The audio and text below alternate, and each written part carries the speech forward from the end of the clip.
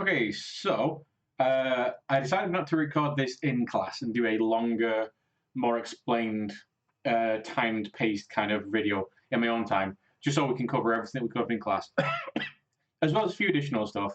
And just we can just take our time with it. So, number one, before we start to do anything with hair, I just want to remind us how we can do, if I bring in my PRF here, how we can do these head turnarounds here that we produced in class. Uh, these are really good for if you've got a good example of, in this case, a skull, to create these turnarounds for a skull. So we're getting every one of the sides, but also to check out your own sculpts. If you've got your head and shoulders in a position where you want to check all the angles, and you can check against reference as well. You can produce one of these, and this will just give you a really good idea about how all the different angles are being produced, and just make sure we're on the right track. So, how do we create it? It's super, super simple. It's all inside ZBrush. Number one, we just want to have whatever we want to have seen visible. So if there's anything else I don't want to have seen, I just ignore it, turn it off, make sure it's invisible. And then, and also in this case, you want to make sure this is the resolution that I want. Now, in this case, I don't really care that I'm not seeing the skin pores. I just want to have the correct head shape in there. So number one, what I want to do is make sure that the pivot point of my object is in the center of my object. I'll show you why. So for instance, I'll show you the whole process and I'll show you why this won't happen. So I'm going to put my pivot point down here, actually I put it all the way down here, right? So to create one of these images, these turnarounds, it's really simple. All we have to do is come up to Preferences, and then come down to Cam View. And if we just stick in this menu set for a second, you're going to see that we've got Cam View on. And if I click Cam View on, you can see that our little gimbal and our head at the top left there, top right, sorry, goes away. So I can turn it on and off. I can also change the size with the left hand or the right hand side. Mix it my left and right for some reason. I can make that bigger and smaller, so I can go all the way up to 250, I guess, pixels.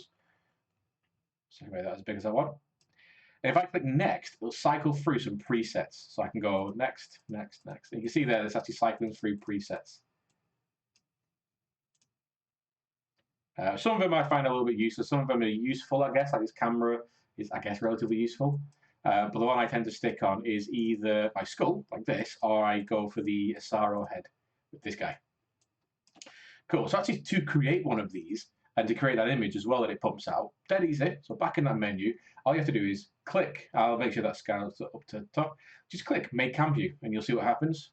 So click that, and you see our head spins around there.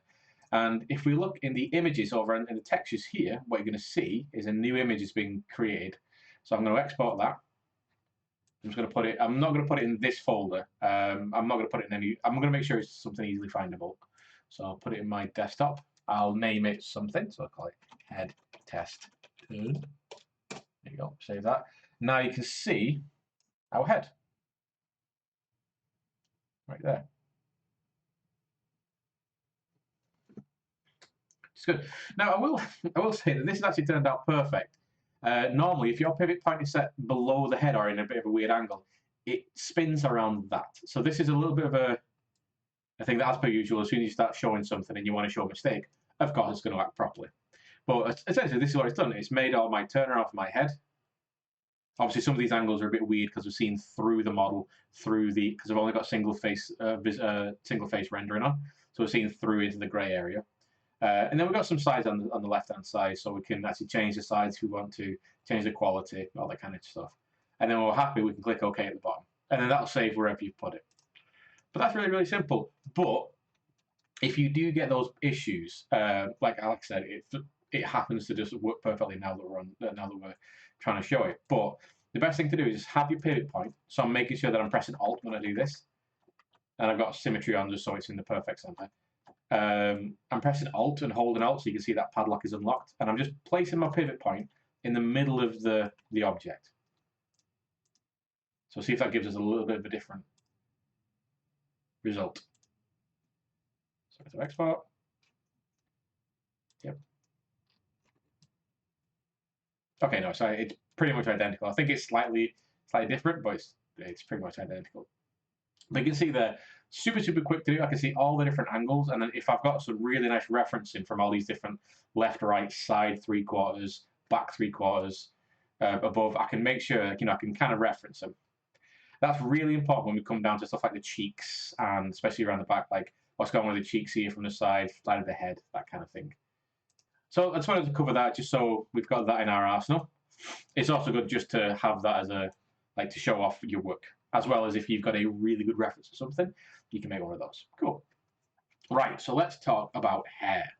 We're going to look at some examples of different uses of sculpting hair rather than actually using something like Firemesh or XGen, even in a realistic standpoint, and the results for it. So what we're going to do is look at the stylized stuff, because this is more kind of what you're going to see sculpted hair used for. So you can see there, it's really obvious to see how it's being used. And to different degrees, some of them far more so. This image here, it's far more strangular. It's got far more individual pieces.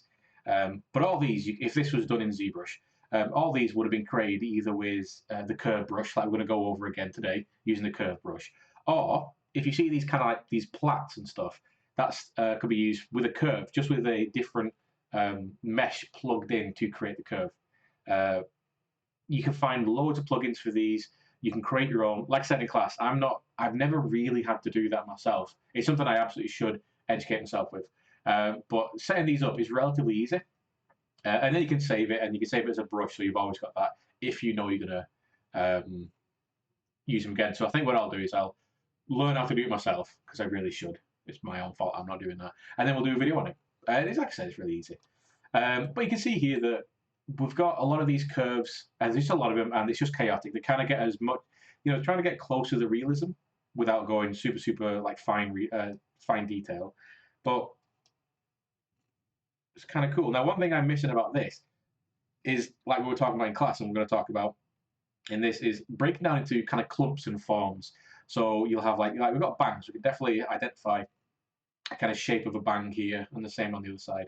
But we don't necessarily see, like, from the top here, is there a clump of hair which is being dragged back? And there's a clump of hair here which is more kind of overlapping and wrapping around at the back here. Again, it might be something that the artist has chosen to not put in, or it's something that might not necessarily be obvious in this kind of hairstyle. But remember that breaking up of the different kind of shapes within the hair is really important. So let's just go through. So we've got some really nice examples of nice, rounder, kind of closer to thicker strands of hair, whereas this is far more in like the anime kind of style, where it's more like flatter clumps. And we can even see, we talked about it a little bit in class, using the trim dynamic and the pinch brush to kind of make things a little bit boxy and sharper. You can kind of see that going on in here.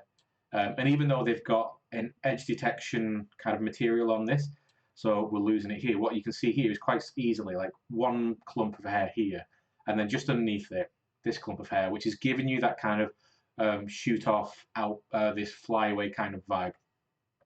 We can see there as well, looking at both of these, you have got an origin point for a lot of this. So you can see here the origin point is obviously on the forehead that gets dragged back.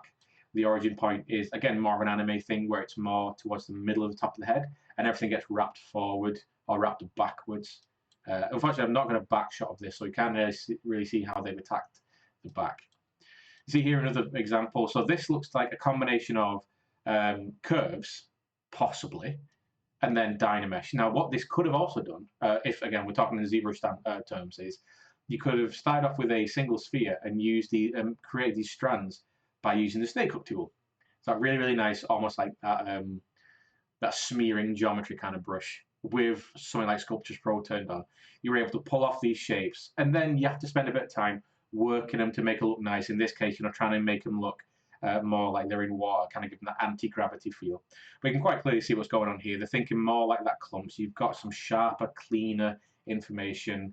They might have used stuff like a clay buildup or something to actually make the mask, but then they've got in there and actually sharpened and cleaned it off. So if you're sketching, and it's purely for sketching practice, I'd say, it's good to try and be clean, but you don't necessarily have to worry about it being super clean. If you're trying to do something which is sculpted hair, but in a portfolio level, you've got to make sure that it's nice and clean and smooth. And if you don't need that tooth in it, you get rid of that tooth, and you try and have as cleaner, sharper hair as possible, subject to the reference.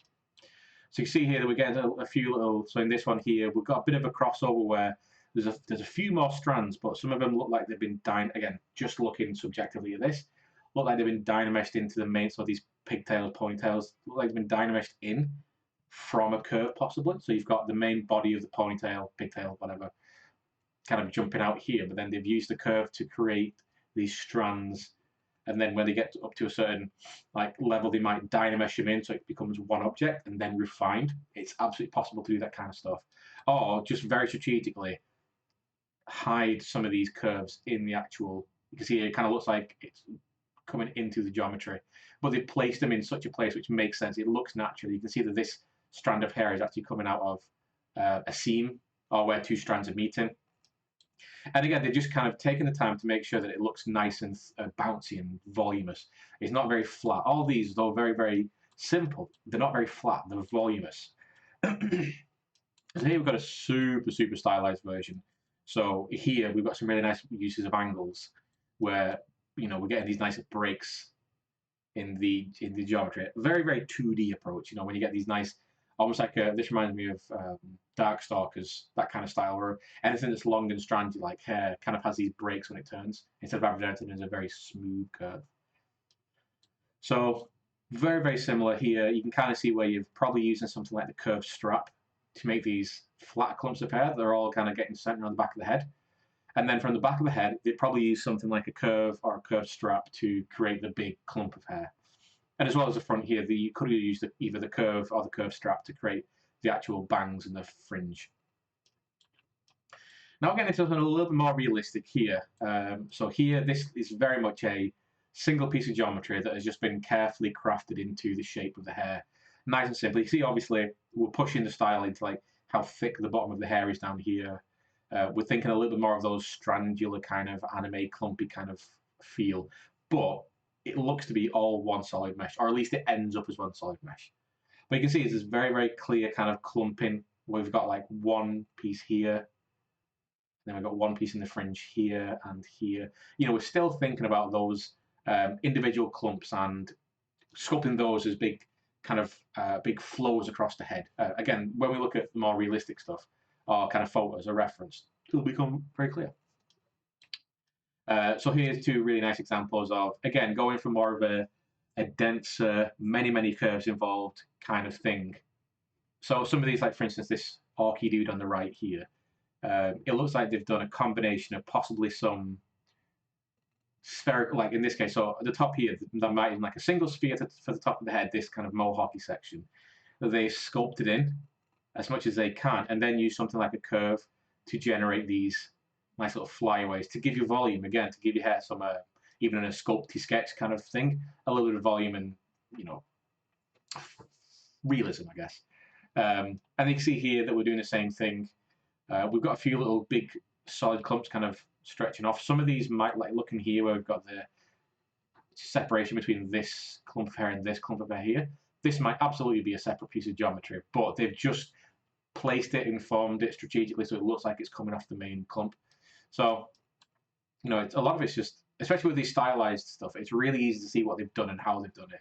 Because obviously we're dealing with very, very big gestural clumps, which is super cool. And you can go this way for more realistic sculpts like this. I'd say this is going towards realism, but we're still keeping with this very kind of clumpy hair, which is cool. Here you can see that, again, it's a similar kind of process to this, and this is very similar to what's going on the top right here. But it looks like we've got a combination of, you know, maybe obviously some curve stuff going on with these smaller individual flyaways, and then possibly two parts of the hair. So maybe we've split the head into half. So we've got one half of the geometry here, one half of the geometry here, and we're actually working on each side separately. And again, it looks like we've also got some curve to strap going on here, and with this big flatter section here, and then some thinner sections here. So, you know, it's time and it's effort, and it's just putting a little bit more kind of focus on more detail if you want to go for something like this, or it's spending time working as more of like a solid spherical mesh into something like this. We're also going to look at multiple ways of generating that initial shape, not just using the sphere. You know, there's other things we can do that are then going to be used in other processes down the road. So it's good that we learn about them now to generate the initial shape. So that's some examples of some stylized stuff. And like I said, that's where you're most commonly going to see sculpted hair or solid hair, non-strandular fibrous hair, or non-alpha plane hair. Now on the right, on the left here, I've got some examples of realism, or as close to realism, and how we can kind of approach this. So I'll go for the big one up here with John Lennon. This is, looking at it, a mixture of what we're looking at over here, with a mixture of like solid shapes and then some curves to make the flyaways. But they've gone and made sure that it's really high resolution, like a really high dynamesh or something, and just made sure that we're getting as much information with the strands in as possible. So obviously a long time spent on this, nailing the shapes and stuff. But you can see if you zoom into this kind of stuff, you can clearly see that it is just solid geometry. Especially here where we've got these kind of flyaways at the front. Some of these are actually quite janky when you get close to them, but as a whole, when you step back, it looks perfectly fine. So this is this is the height of what you can do with sculpted hair, and this is some really fine stuff. What you might want to do this for, possibly in a game engine point of view, is if you've got a model or a structure or a sculpture that you want to still be like made of alabaster or marble or something, but you still want that uber fine detail. Like if you see some alabaster and marble sculptures, the hair is incredibly well sculpted, and it does look like if you were to touch it, it would kind of depress and move like normal hair. So this is a really good example of what you can do. And obviously, time and effort and care has been taken to do this, and it's a really good job. But even here, you can see clumps. You can see almost like a zone. So you can see this section here, and I'm seeing this kind of like section here. And it's how these clumps of hair flow in and out of each other. And as you go further down here, especially for hair like this, originating from the crown, or from the splitting the hair parting, that hair won't make it all itself all the way down to the corner of the head here most of the time. You know, it's layered, so this hair might come down to about here, and then underneath here, you'll have hair originating here, which is going to come down. So when you're sculpting hair, you've got to make sure you're thinking about the layers, the layering. You can do that as one solid mesh, which just means got to take care of it. Or you could think about it as doing it as multiple meshes and almost doing them in like sculpted in those layers. It might look a bit funny in the meeting points, possibly, but as long as you kind of take time, you should be able to make sure that it looks natural. And we can see there that they are using the curves every now and then to like make like some flyaways. It's very, very obvious there, and every now and then you'll see them kind of cropping out. So you can see areas of not so important information. They've not put too much effort into it. Like down here, you can very clearly see the geometry, and then some very quick kind of like, almost like dam standard shapes going on here. So all the important stuff is up here, which is visible. This is very cool. Here is another example where we're thinking more along the lines of realistic fiber mesh approaches, but using geometry, using curves to generate this. So this is from, I found this on ArtStation. So you could look for Neuer hair kit and try and find this, but he goes through the different steps of how they created this. But this is the same thing. This is just created through curves, but created in many different sections. So not all one side piece, many different sections, probably many different subtools, so they can keep control of all these different sections. And they've gone through and methodically just worked each one of these sections, made sure it makes sense. But all this is absolutely just geometry. There's some like looking through this tutorial, there is some interesting approaches of how to get these curls and then convert them into this solid geometry and stuff. So, because this is something which is quite difficult to do when we first start off, is like curls or like plaited hair and that kind of thing. Sometimes, because you can even see here, there's some stuff that doesn't really make much sense. But again, you step back, it makes sense. Cool. So now we've got a much kind of going towards stylized, but again, the same thing. We can see very clearly where there's curves that have not quite gone to the right position. We can clearly see like solid mesh sections, so a combination. And so this looks like the eyebrows look like a mesh which is underneath the face that they pulled forward, and just make sure that they've got enough resolution there to kind of sculpt in all that information. Now you can even go to something very, very simple like this. So if your main focus is your face and your hair is just there to create form and to solve the issue of the head, you can do something as simple as this. All they've done is got the shape in there, got the base form.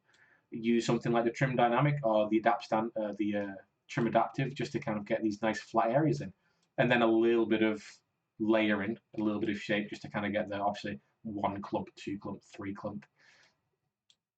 It's not very detailed, but that's not the case. In this case, it's probably like a sketch of the head, so the face is the most important bit, which is super, super cool. So here's another, you can clearly see what's going on. So you can start to see like a pattern.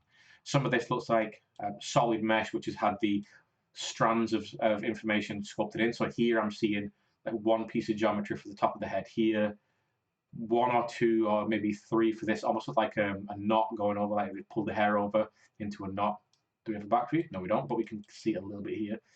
But again, we've sculpted in a little bit that sharper, almost like there's a depression in the air there. And then a bit of curve stuff on the side, single geometry. You can see clearly what's going on in the beard here. Probably a piece of geometry underneath the surface that they pulled through to create this information. So, yeah, if we decide these are the images are very self-explanatory. So we're not always chasing like fine detail stuff. Sometimes it's the suggestion of forms wrapping over forms that can communicate hair. Yes, subjectively it might look like cloth because we've not got the individual hairs and fibers and strands, but what you're communicating here is hair being wrapped up into this hair piece here, and hair coming around, dropping down, wrapping back up. And they've just taken the time to make sure that it makes sense and it looks attractive and things look like they're, clumps and sections of hair wrapping on, folding over each other. And again, it might not be one side object, it might be many objects. So one object turned into the side of the fringe here, one object turned into the side. So like one here, one at the top here, maybe definitely one back here. Could be multiple pieces. And the last two here, or the last two sections here. So sometimes the hair is there in pre-production as, again, to solve the problems of the form. If your character didn't have hair, it might look weird. But if they've got hair, one, it might give, especially if you're working in big studios, it might give the person whose job it is to do the hair. They get an idea about how it flows and stuff. So you, as a character modeler, character sculptor, would be sculpting in basic hair, and then you pass it off to the hair artist, and then they would be like, okay, I see how the forms wrap around. I'm then gonna, you'll never have this in the actual game. That's gonna get disappeared. Eventually, they will create all the proper hair plays, but they'll have a good idea about how it kind of wraps around. So it might be one of the, like, say, the senior artist job, or one of the senior character artist jobs to sculpt this. And a lot of this information will be taken off, like the skin information will be taken off through normal maps. But obviously we might not be using this. This is obviously going to turn to alpha cards, especially if you go for something that's high fidelity. We just need it to communicate the forms.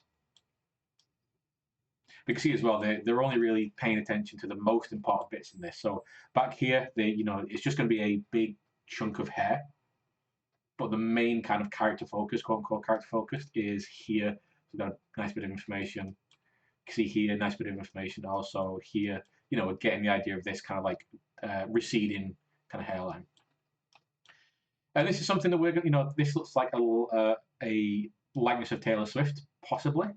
It didn't actually say on the art station for this person, but for me, it's quite obviously Taylor Swift. But here, what they've done is it looks like a big old single clump of geometry and just sculpted it in. You can clearly see the clay buildup forming these shapes, and then a little bit of maybe damp standard to push it out to make these individual, to kind of suggest the more strandular aspect of hair. So some really good examples of the kind of hair that we can do with sculpted hair, and why.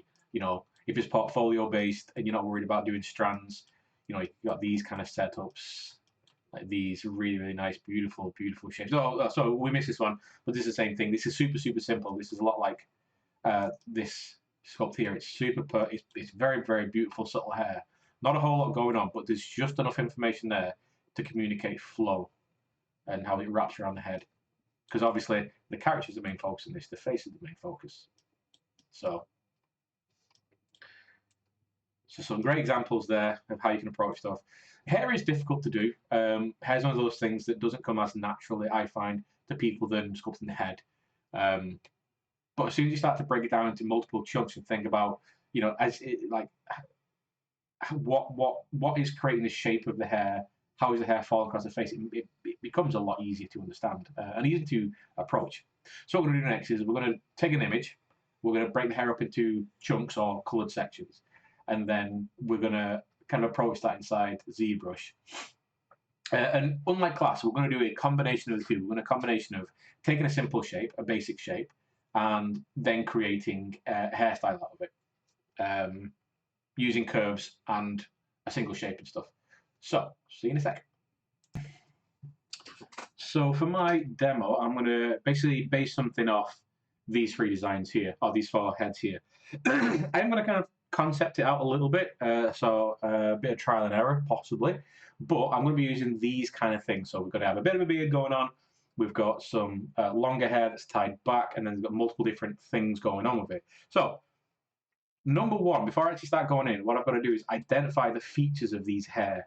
And obviously with our subjects, we should have, front, side, profile, back, upper back, lower back, all of the same hairstyle. In these films, the subject is going to turn around at some point.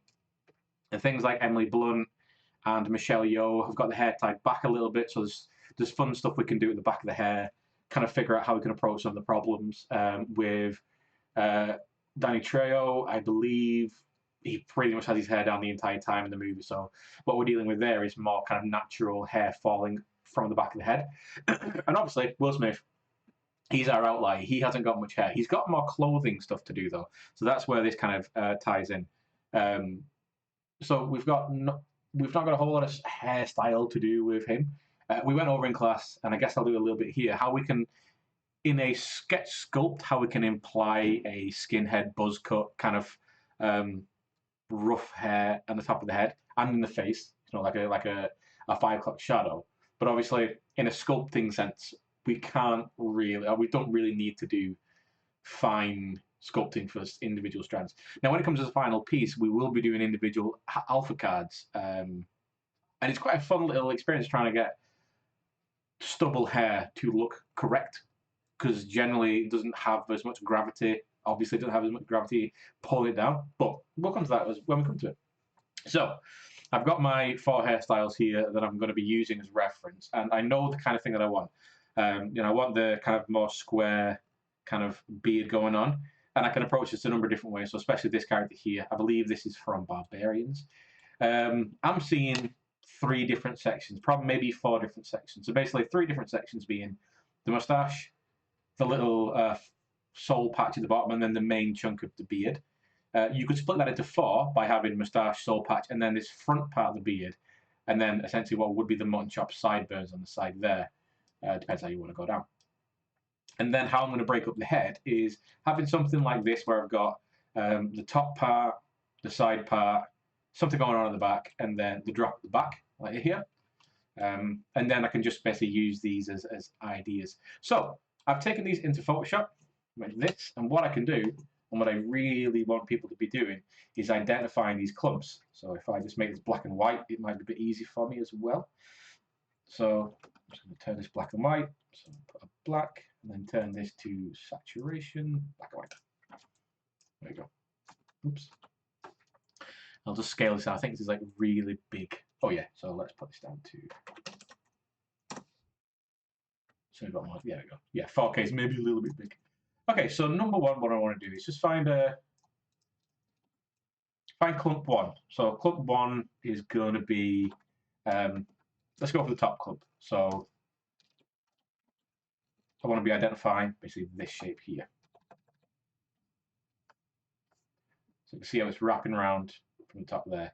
Now, when we're doing this with our main subjects as well, we want to be doing this from all angles and see if we can find the same shape from all the different angles, and then ask the question. So looking from this side of the subject here, we can see that it's being wrapped over the top like this. But what's going on the other side? Is this actually going over and almost being an asymmetrical shape where it's actually coming down? If it would be on the other side of the head, it's actually coming down and wrapping around this. So it's more being pulled from the left-hand side of the head over to the right. We don't know. So in this case, we need to make sure that we understand that for our subjects. So I can go through there and just think about, okay, how is it flowing across the head? And then I can go another color, and then what would be the next outline shape? If I'm going from the top down, now for me, I've got this nice little shape here. Now what I'm doing as well with these lines is I'm trying to communicate the flow. So in this case, I can see that it kind of wraps around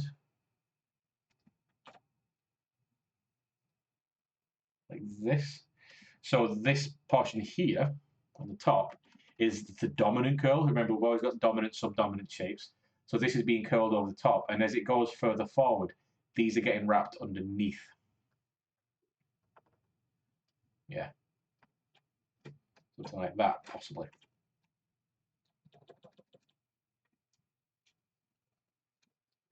So something like that. And then probably sticking with the same blue because it's about the same kind of thing. I've also got this shape down here.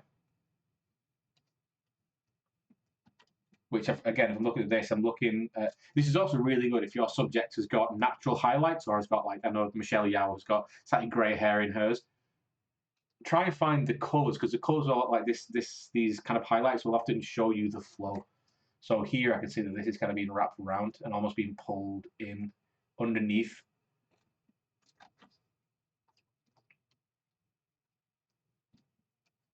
Like that. So it's almost like curling from the outside here, round, and as it goes out to the temple, it's getting pulled in a straight line.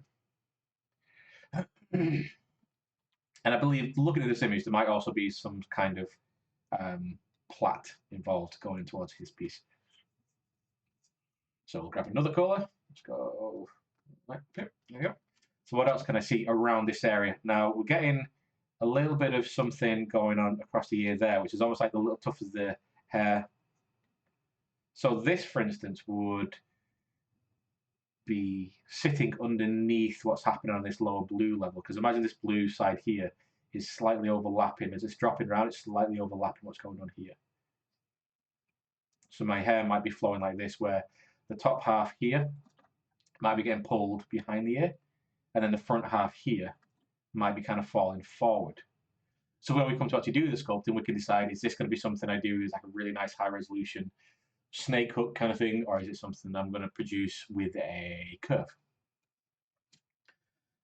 So I'm trying to identify all these kind of individual shapes. This is also something that you could be doing this as individual chunks. So this is one piece of geometry.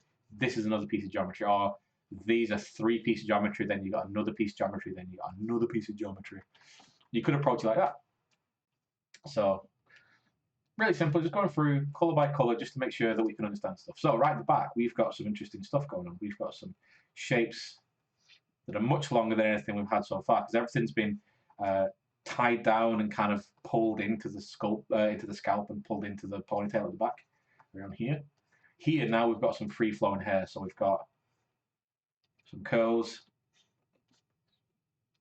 like that. I could probably say that this whole green section is one nice big chunk.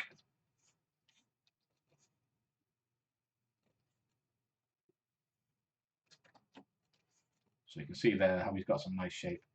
Now, what I'm not going to be paying attention too much to is the really kind of gestural flyaways. Because obviously this guy's got messy hair, so we've got like big old flyaways and stuff. Like this and this and this, and all around here you can see those flyaways. I'm not concentrating too much on that. I'm concentrating more like the silhouette of the hair, and especially in the direction, the flow of the fibers of the hair. And at the very back, in this case, we've got a relatively small ponytail. So, and again, you can go into this and think, okay, how many different shapes are there in the ponytail? I'm seeing here that there is a little bit of curl that wraps around. So I've got 1, 2, 3, 4, 5 different chunks to think about, as well as the flyaways. Now, in the slides I showed you in class, I did kind of, on my little graph at the bottom, a little kind of key, I did write in that there were flyaways that are quote unquote non-sculptable. That's something that I just wouldn't try and sculpt in per se. It's something that I could use a curve with, but it's not something that I'd necessarily try and follow with a standard sculpting tool. Okay, so we've got our information here. We've got what we want to basically produce. And I can save this, put this back into PureRef. So, like that. I grab this. And I should be able to just, there we go. Put that in PureRef. Banging. Okay. So remember, it's always good to work black and white. on stuff. But then with hair, because we do have a little bit of color involved, it sometimes is a bit easy to see the color. So having both is good. So let's start sculpting. So let's jump into ZBrush. I've got my head here that I'm going to use as a base for this. And where I'm going to start off with, if I bring my Pure F in, let's do mode always on top. Let's shrink it down so we're only seeing one section. Let's do this. Maybe just look at this so we can kind of keep our screen space optimized. There you go. So obviously, I'd probably be best off leaving this off screen, but seeing as this is going to be quite a visually dependent thing, I'll leave it here. So I've got access to my tools as well. Cool. Right. So what do I need to do? Well, where can I start off with? Okay, I've got this top section here. So I'm going to bring in a separate mesh for this to keep it simple like we've done in class. I'll bring in a standard sphere like that. Make sure that I've got symmetry on because this is a new object.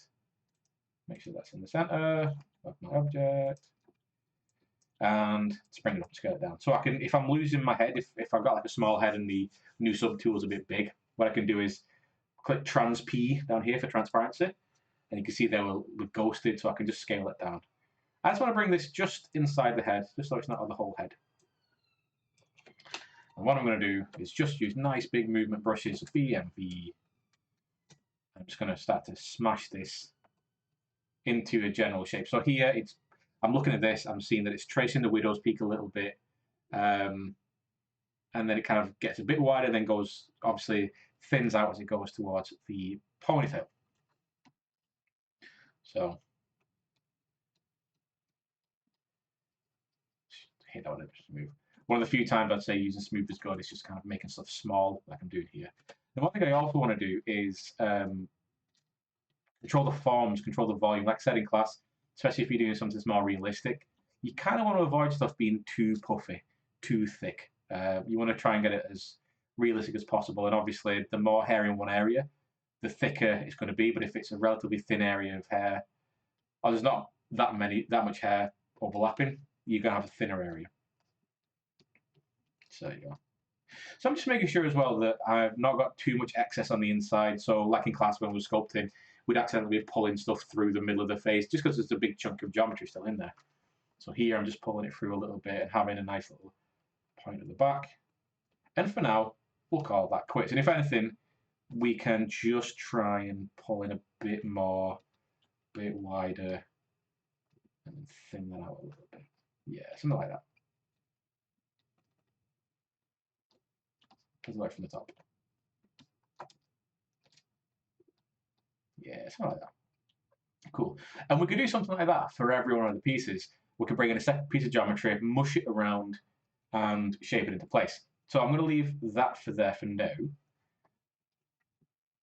So we can bring in another section of hair. We can bring in, oh, sorry, there's another method we can bring in hair. And it's called the extract method. And we're actually going to be using the extract method a lot when we're doing clothing. It's also really good at just pulling off certain pieces of geometry that we might want to use because it has a certain form to it. But it's really, really simple to do. It's just a couple of things we need to make sure that we tick or untick when we do it. So I'm going to make sure we're on symmetry. I'm on my head subtool. All I'm going to do is mask off an area. So I'm masking off this blue area. So I can just mask that off. And it kind of comes up a little bit like that. And I'm just going to sharpen this up a little bit. So sharpening masks. We've gone over this in class, but if you hold Control and Shift and tap the mask,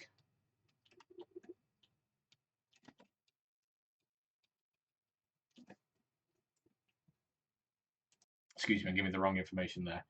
It's not Control and Shift, just hold Control and then tap the actual mask itself. It'll smooth it off. See there, I'm blurring it off. If you hold Alt and Control, so Alt and Mask, you'll be sharpening the mask like that. So if you want to have something that's very, very sharp, you can do that. So let's make sure I'm all masked off like that. And if you want to kind of actually paint away some of the masks, that's when you can paint it off by holding Control and Alt and painting it away. So if you control that kind of thing. Okay, so I'm going to have something like that. Let me so Control and Alt to just paint masks away. So with that mask on there, it's on both sides like I want. I'm going to come into my subtool menu here, right down to the bottom, to my subtool menu, to extract.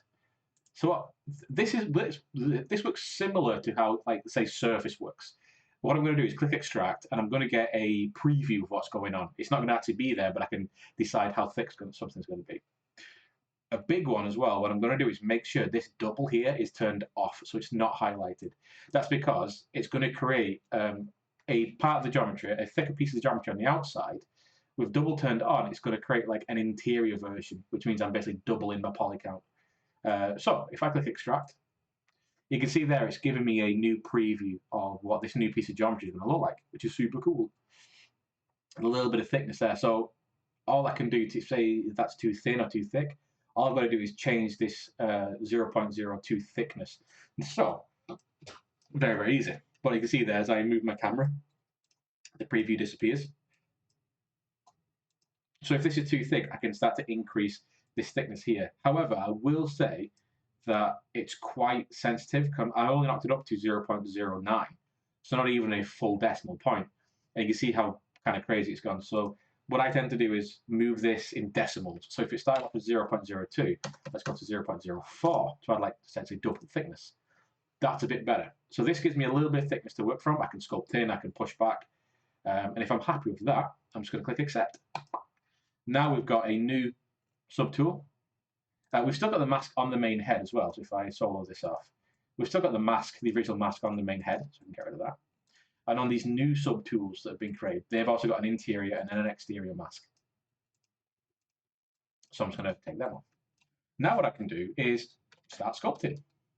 Now the great thing about this is very, very similar to how we approach like the faces and say like we do the ears as a separate mesh until we're happy with them. We do the nose as a separate mesh. Same jazz. So we can use this and kind of start to work this, Dynamesh, do whatever we want to do with it. But the great thing is that it's obviously a separate mesh and makes it a little bit more kind of controllable.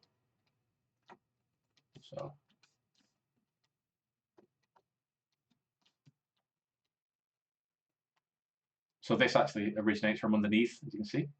So it looks like there's a big chunk of hair at the front that isn't necessarily going all the way back.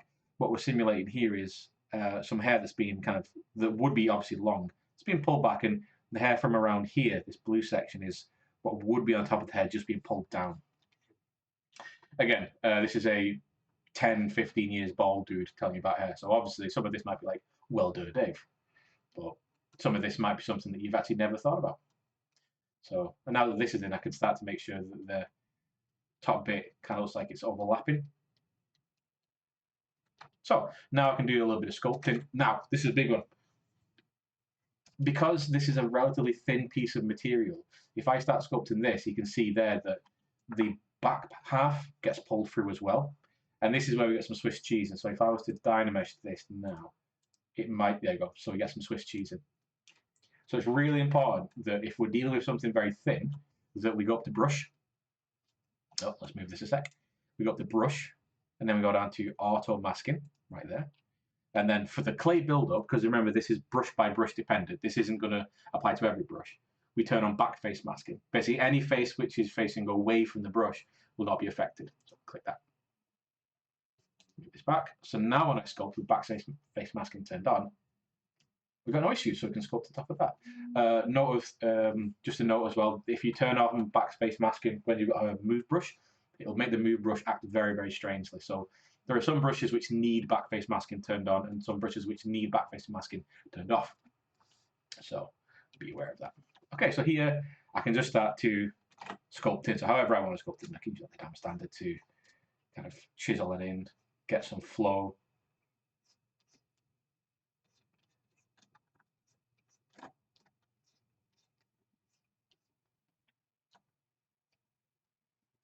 Push back. So anything I want to hide, I'm just pushing back into the scalp because this is close enough to the head that if I push it back in, it's fine. So oops.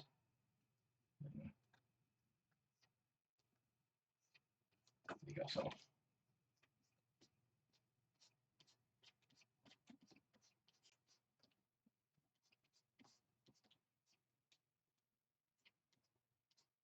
So one thing that I try and do is this: I try and think in layers.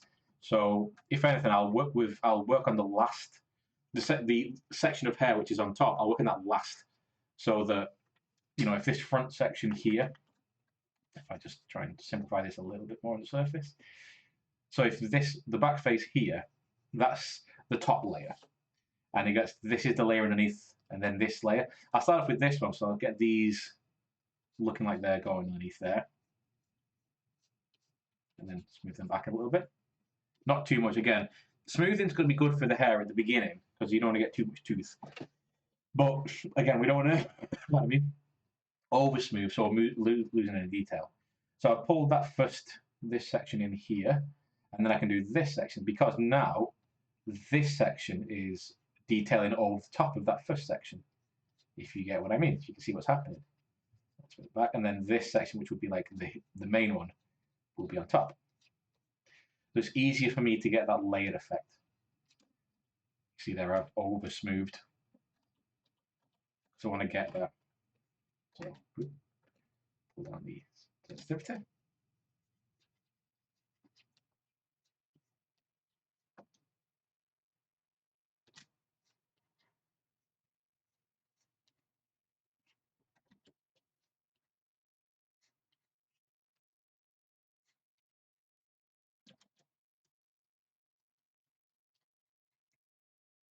So it's a nice little challenge of trying to get the flow and the form in there.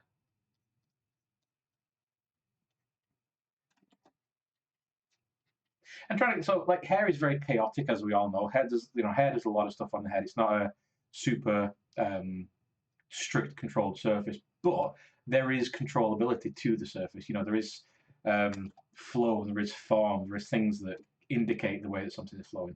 This is also something to be aware of, is how much, if you can get it for your reference, how much something comes off the head.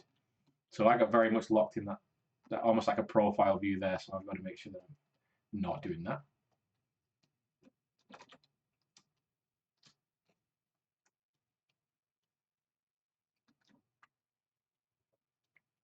Okay.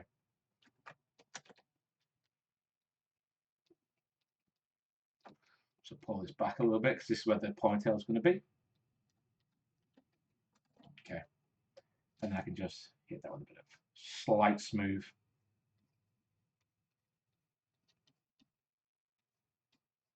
There you go. And again, just like in class, I'm taking a little bit more time now, but the more you think about this, then the longer you spend on it, the nicer it's going to look. So what I can do here as well is start using something like the trim dynamic if I want to get it a little bit kind of neater. Use the trim dynamic just to sharpen some stuff off. Trim dynamic is just that nice flattening brush that we often use to plane our surfaces. For me, the trim dynamic is the best one out of all the trim brushes, because it flattens to the surface normal. So as you keep working a surface, it will gradually become nice and smooth and in the desired surface, because obviously that's the direction that you push in. But try out the trim adaptive, see how you feel about that. And then you can use a pinch brush, so BPI for pinch, and then you can even just sharpen up some of that information if you want to get a little bit sharper in there. Yeah.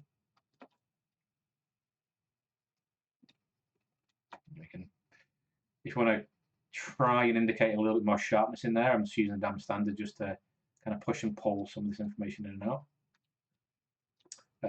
In the Trevor sculpt I did that's on my art station, I did that on the sides of the head.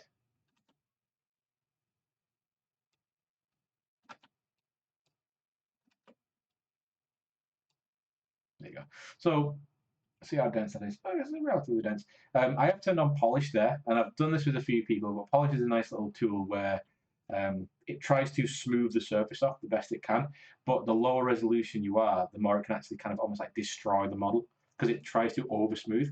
It reads the surface, and it tries to flatten areas that the surface is relatively the same kind of angle or normal, and then areas where it kind of curves at a certain degree, it tries to sharpen that edge, as you can see. But at such a low resolution, we're losing all the details. So I can up this, I think I had about 400. Something there. So now you can see what's going on there. So I wouldn't be doing this for everything, but I might do this partway through just to kind of try and get some of those forms back. And then I'd work back into it. Sorry. Okay.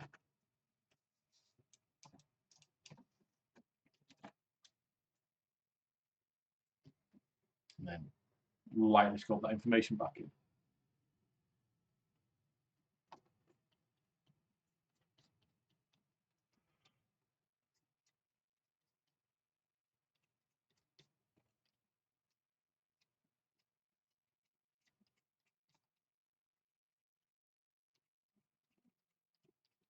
Okay.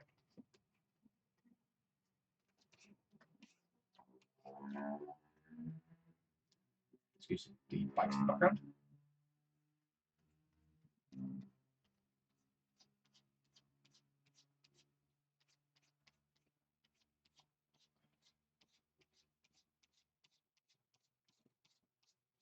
So I'm also thinking about the direction where the hair's getting pulled.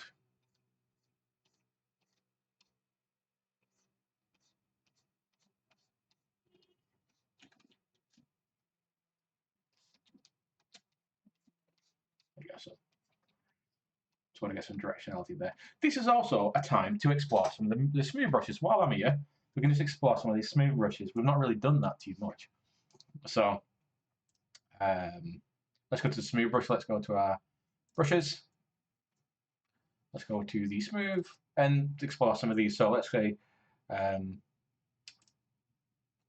smooth valleys, for instance. Some of these are very, very bespoke to what they need to do. So I'm going to do smooth valleys. So this should find the smoothest areas and ignore the peaks, ignore the sharper raised areas, and smooth only the flatter areas. So you can see what's going on there.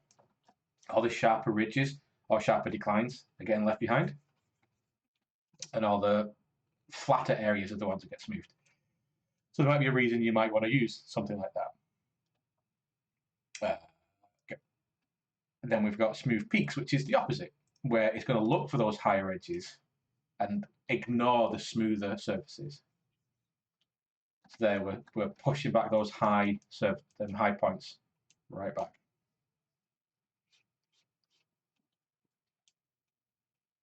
Yeah, so quite fun. Obviously, we know about smooth stronger. Smooth valance. I mean, a lot of these again I've probably used at some point, but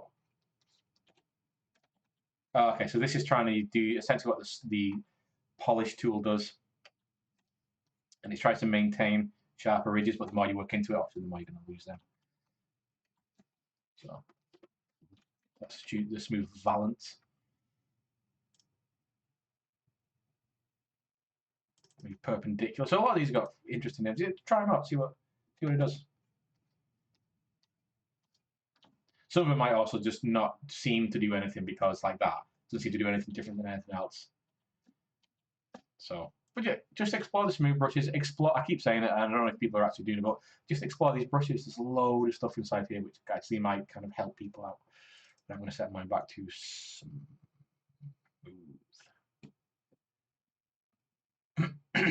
I'll put on smooth stronger. I'll just ride the smooth. There you go. Cool. Right then. So we've got that blue section kind of done, and as I'm working on this, as I bring more stuff in, I'll kind of perfect as I go along. So I'll do one more of these kind of extractions, and I'll do if I bring my reference back in, I'll do this little kind of bright blue chunk at the back here. So I'm actually going to do over the ear and there. Okay. So over the ear.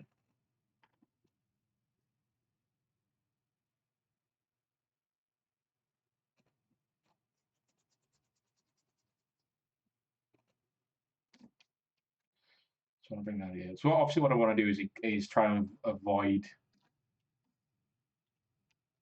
putting it on the actual ear. Putting it on the actual ear.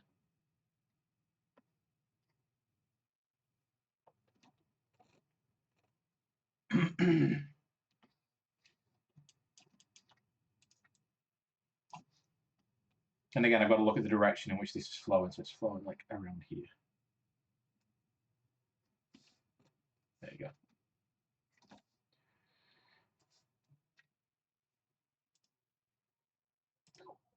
There you go. So accept. And again, just take the masks away from each side. We don't really need them anymore if it's a successful piece. Oh, looks like I've forgotten something on the ear there. So if I accidentally do something like that where I've got a bit of bad extraction, so I can try and just go into split parts. There we go. So yeah, that piece can come off. If it's just an awkward piece, I would just, control it. I'll delete the subtool and then re-mask it, just making sure that we don't accidentally mask something we don't want off. ZBrush has decided to do a autosave, so let's leave that for a sec.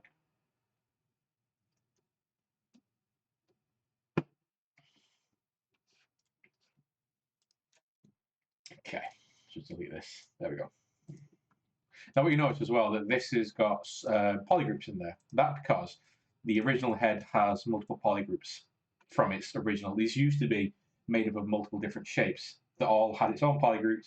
Then I've dynamiced them all together, and the polygroups still kind of maintain. So this might cause us some issues, possibly, but just to make it easier on ourselves, if we just want to kind of stop this and turn it to one big polygroup, Control W, and I can work with this all over.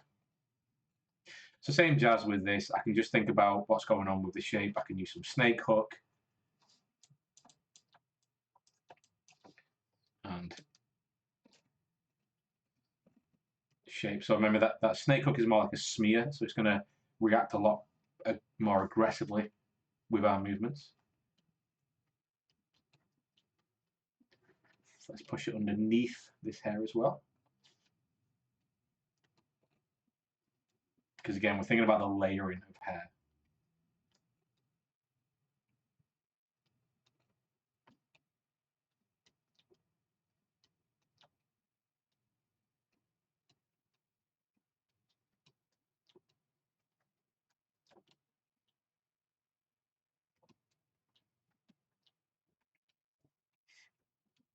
Okay. So like that. So again, making sure that some bits are underneath each other. And all we've got to do is what we've been doing. So trying just to replicate, do some smoothing, try and just replicate the flow of the head. So this is kind of originating from the back of the ear and gets peeled up to a sharp point here.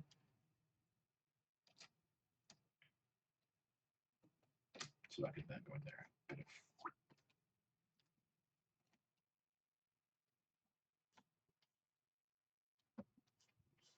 Like this.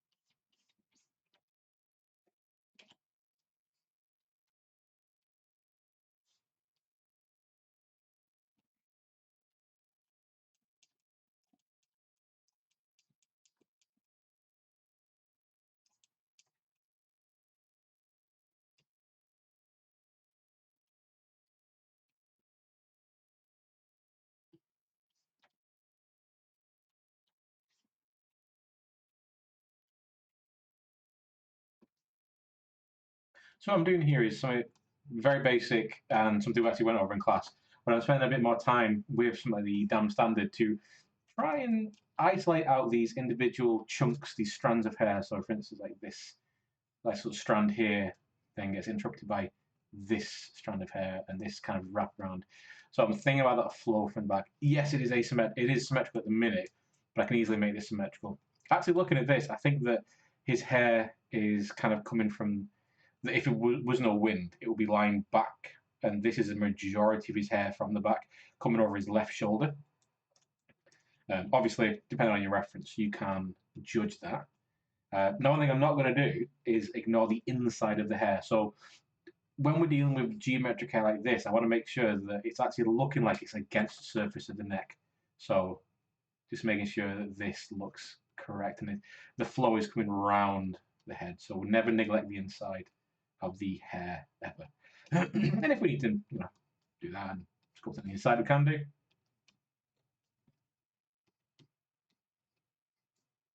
And obviously here is a lot more kind of strandular and chaotic, and this is obviously a lot more kind of chunky and stylized. But the more you work into it, the more you kind of take your time. You can make this very short as well. So if I actually just trim off a section, I'll use the good old trim tool with a knife, like that. Just maybe do that, and I can get the snake hook. There you go. So I can make like the initial, the thickest chunk of hair here, and I could commit to making the rest of it later on using curves or whatever. So let's try to make it a little bit more. Let's turn off some symmetry a second. Let's make it a little bit asymmetrical. So yeah, the majority of his hair is coming over. Just going to push that back. Dynamesh. Push it back a little more. Dynamesh. So having a bit more, having a little bit of no fear, and just pulling it all over. So there we go. So yeah, so this would be over in this direction instead. And then obviously a little bit is coming over like this, but the majority of it's coming over the right shoulder.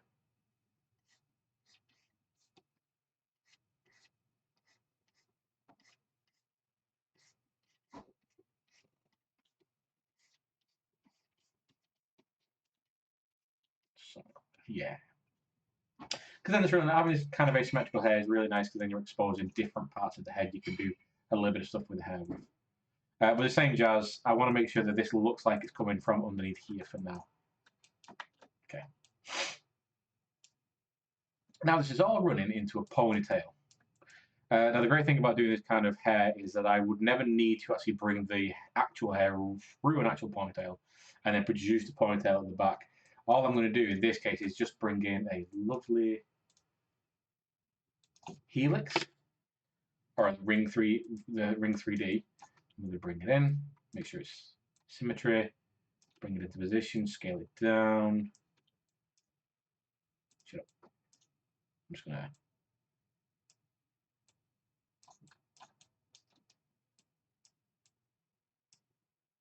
duplicate it off. So all I'm doing here is just duplicating and just rotating it and move it. I can make it kind of look, oops, turn off symmetry.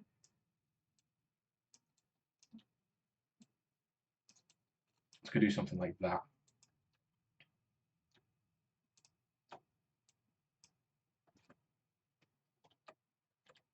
Oops. And then just kind of do a little bit of this. There you go. So now I've got my ponytail, quote ponytail. Now what I'm going to do to make the actual hair, the actual ponytail, is use a new thing. I'm going to use a curve. So again, we went over this in class, and curves are something that we can come back to add more detail to the head. So obviously I've underdone a lot of this because again we don't want to spend hours on this one video. We're already at minute 10. Oh, sorry, an hour 10. So we're going to have a check just before we do the curves, how it's looking, how does it fit on the head, it's looking okay.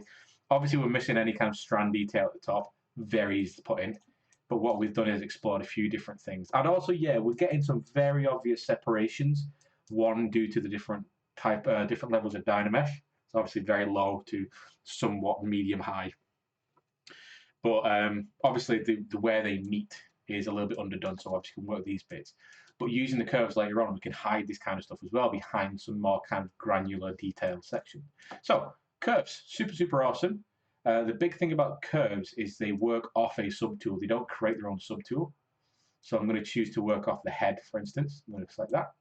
With curves as well, if you've got a retopologized head that you've projected down all the information, anything which has got subdivision levels, it won't work.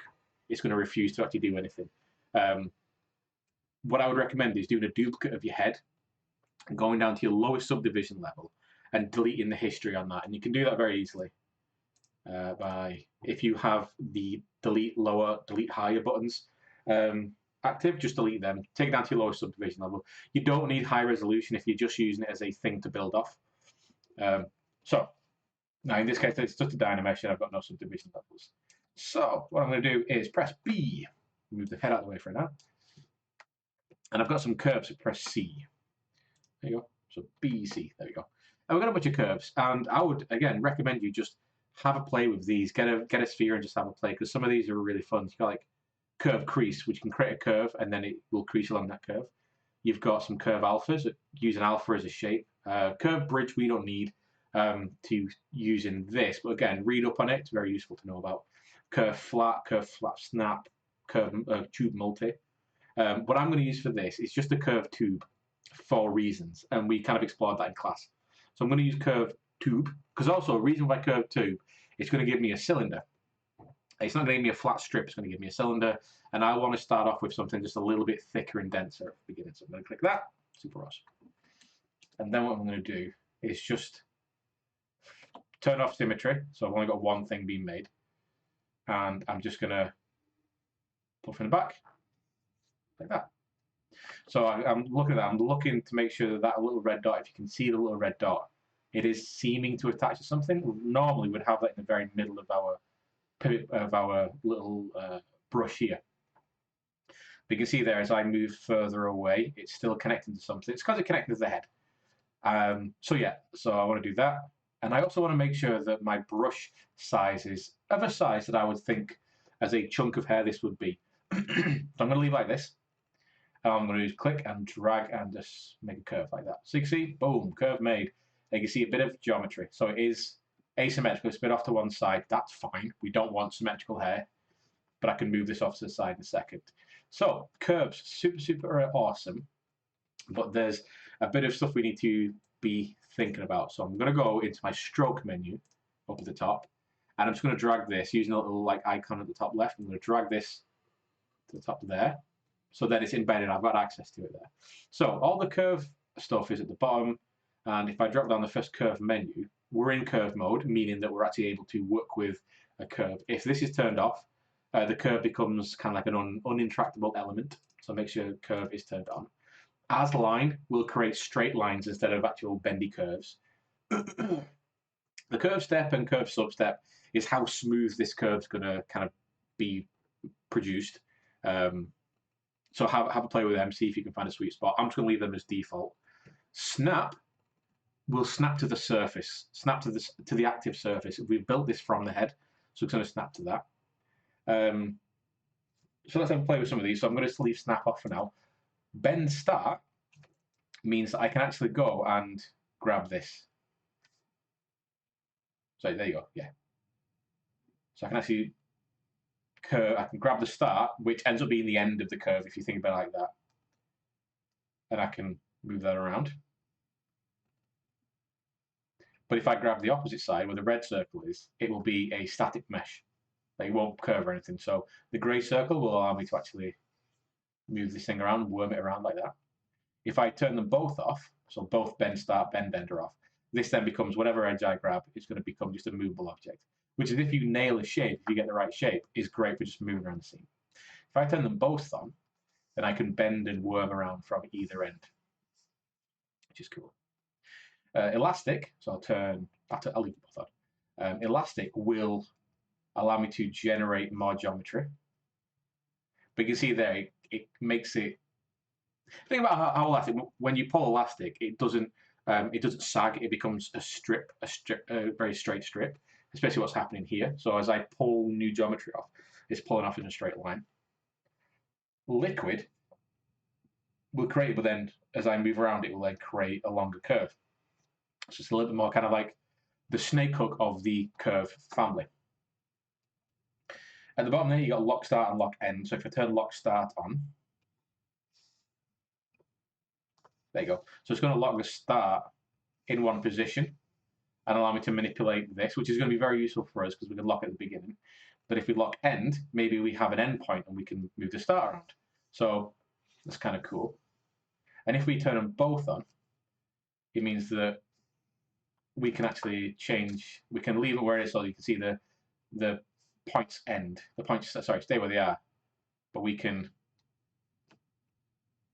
if we do like, I was talking about a chin strap in class or whatever, because then we can also like put on like liquid, for instance, and then start to pull a little bit to give it a bit of length, and then like that. So very cool. Relatively simple to work with. It can be a little bit kind of funny at first to work with because quite often these will act how they want to act. If you want to decrease the length of this as well, if you turn liquid on, if you want to decrease length, you can grab it and slowly start moving back. And as you can see there, it starts to decrease the length.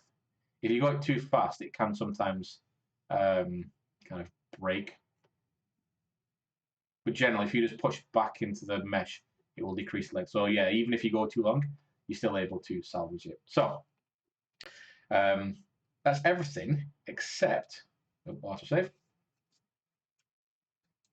There you go. So the last thing to show you on this is the snap. I will say actually, well, in this menu anyway, because there's other stuff I'm going to show you. If you have your curve in a position you're thinking, yeah, that's cool and that's perfect for me. If you want to confirm this curve and actually get rid of the curve, all you have to do is tap on the surface it's assigned to. So in this case, because I drew it from the head, if I tap on the head, that curve disappears, and now this is a standard piece of geometry. So that's cool.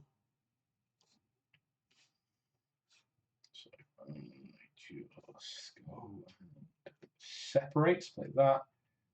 Get rid of you. Just have the head visible. There we go. Right, so I'm going to create another curve.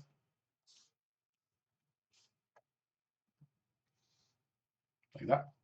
And I'm going to lock start, and then I'm going to turn snap on. So what snap does is it will look for the closest surface, namely its surface it was generated from, and it will try and snap the curve to that surface. So you can see there, as I move, it'll snap the curve to the surface. This is obviously going to be super, super effective for us. So you can see as I'm dragging it across, it is wrapping over the surface.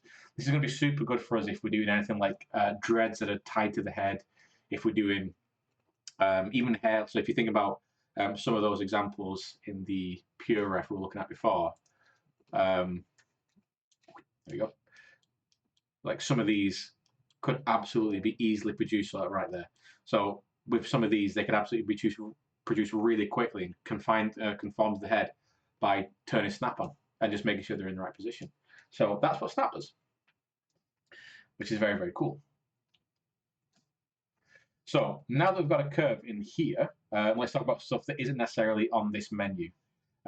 Okay, so if you see as I hover over my mesh, the icon changes size and also changes color.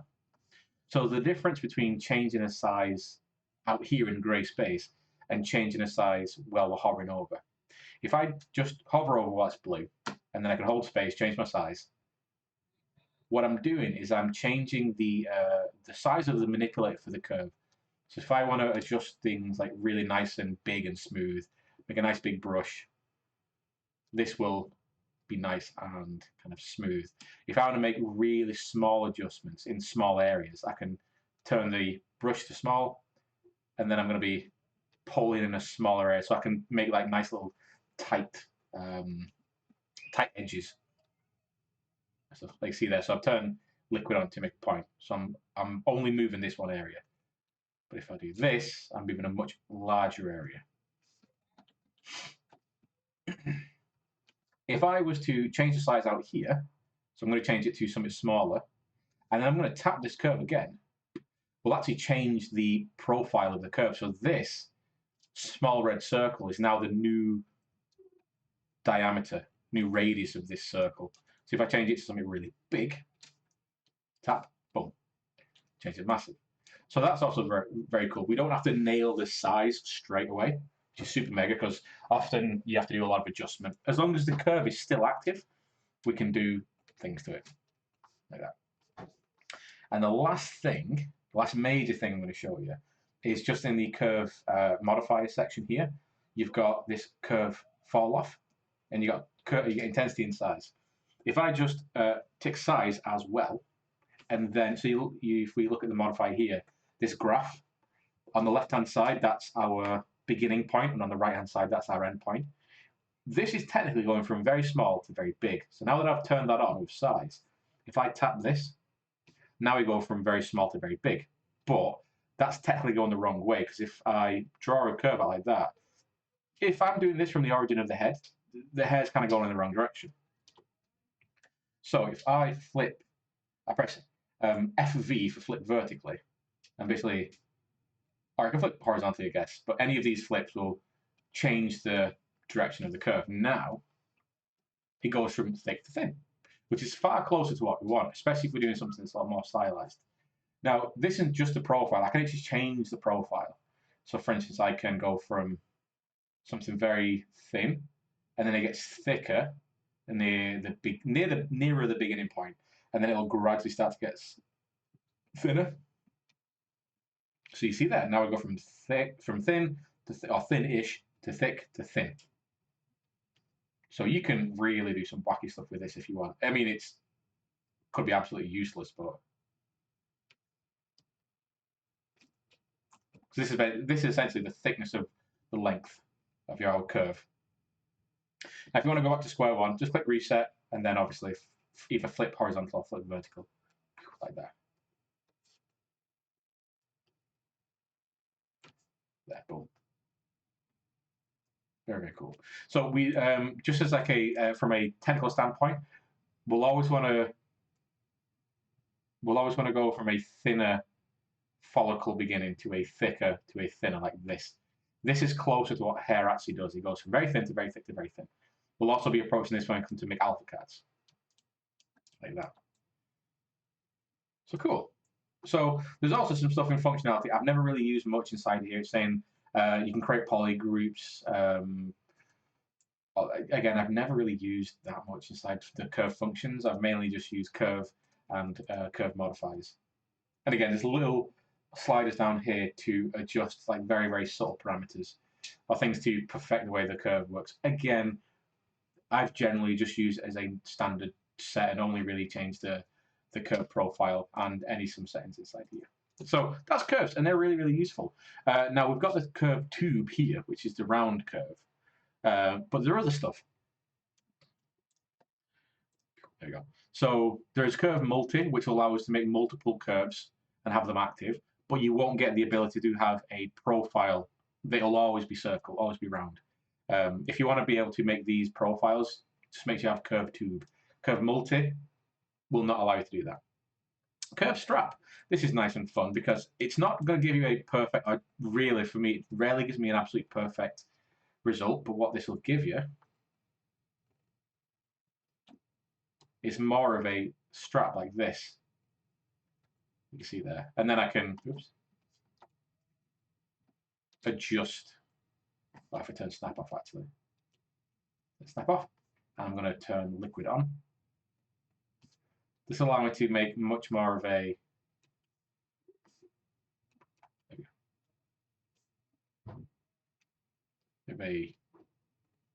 better circle. You can see there it's separated, but that's fine. You know. So the curve strap. Now the great thing about curve snap is that it also works with the profile. So if I go to my curve modifier, I want to flip this. Oh, change the size, sorry. Boom. So now I've got a nice stylized thing of hair. Now the problem with this is it will twist and bend how it wants to. It's hard to kind of solve this twisting and bending. But again, it works with everything. So if I decrease, I can carefully decrease the length. I can increase the length.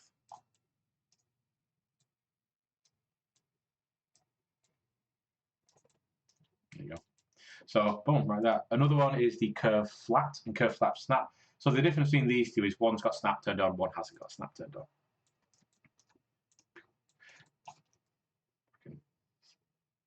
So that's a flat surface like that. Boom.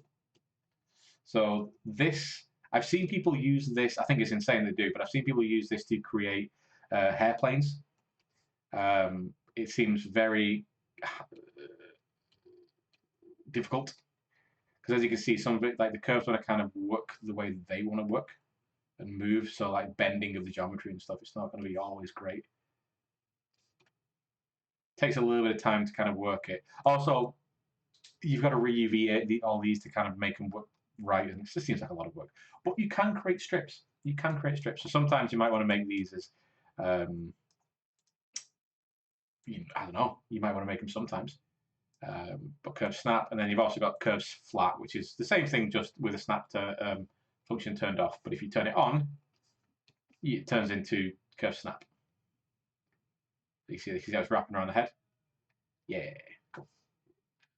And there's a bunch of other stuff. There's some stuff which seemingly, when you first start using them, don't really feel like they've got a purpose, like curve lathe, curve snap surface, all these kind of things. Sometimes they don't really feel like they've got a purpose, but you've just got to find the purpose with them. A lot of them are very, very specialized kind of curves. That's pretty cool, but it's a little bit. So if I turn down the intensity under that, like that, there you go. It's a lot more subtler. So there you go. So that's bringing an alpha here. That's pulling shape for an alpha. So you could use something like that to. So if we, I mean, you could create your own alphas, obviously, but you could create something like that with alongside. I don't know. Let's go 40. That's going to give you a sharp little thing. So if I reset that.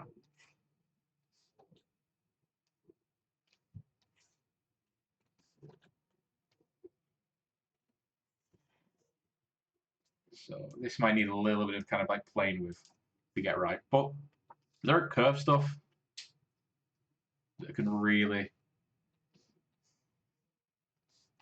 help you out.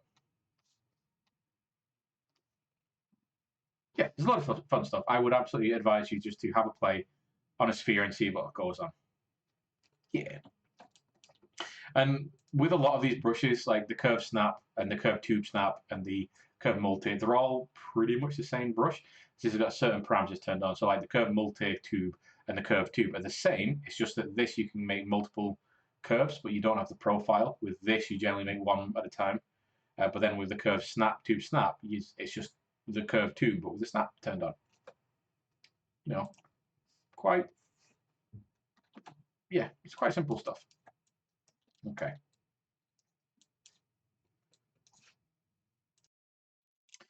So I spent a bit of time just adding some of these basic curves with the just a curve profile like this to add some of these individual pieces in. Now, most of them are on the head, but some of them are on different parts of the hair. So, for instance, there's a few curves here that are on this kind of segment right here.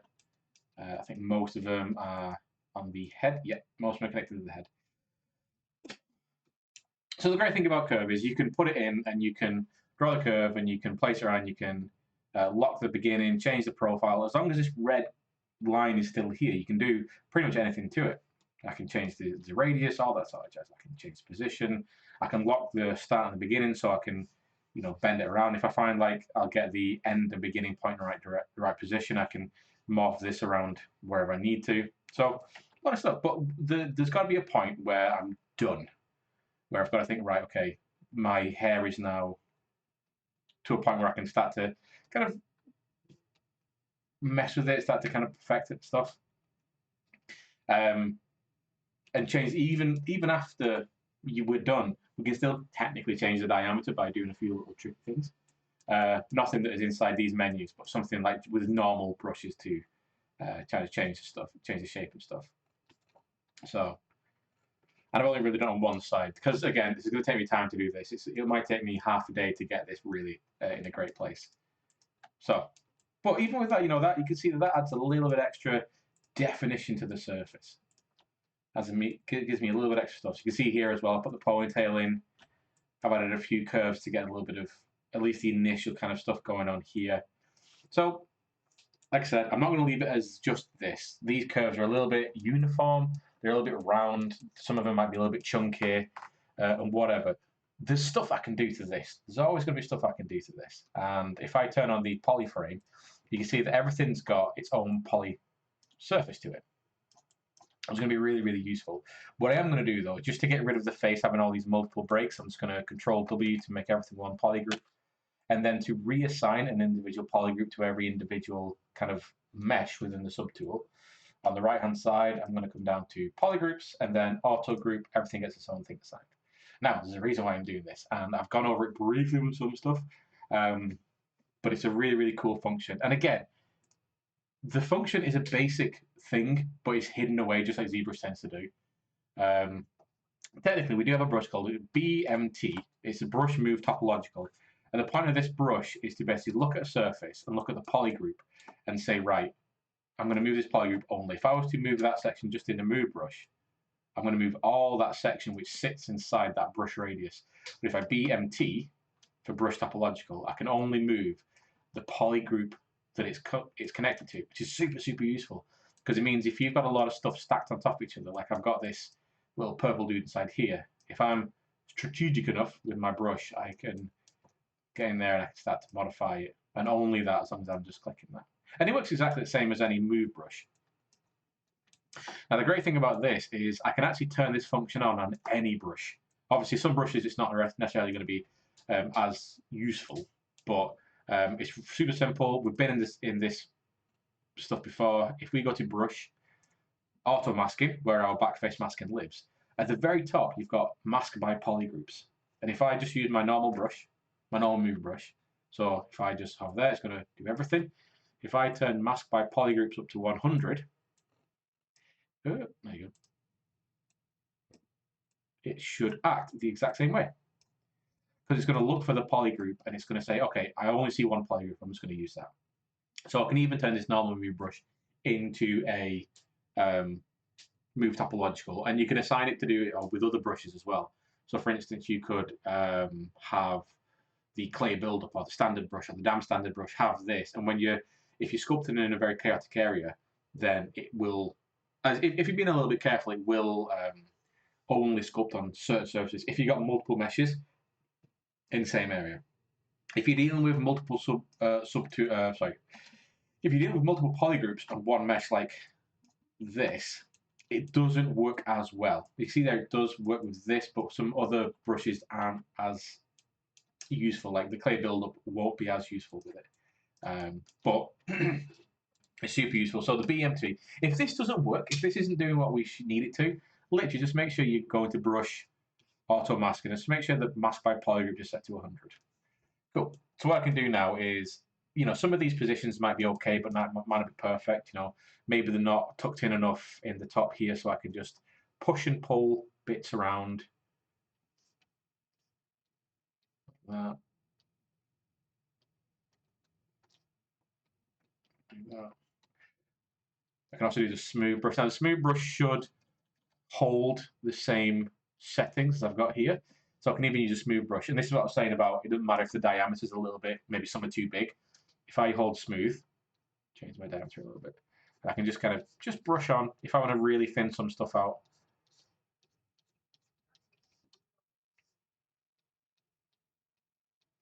Like that. Really, really fun stuff.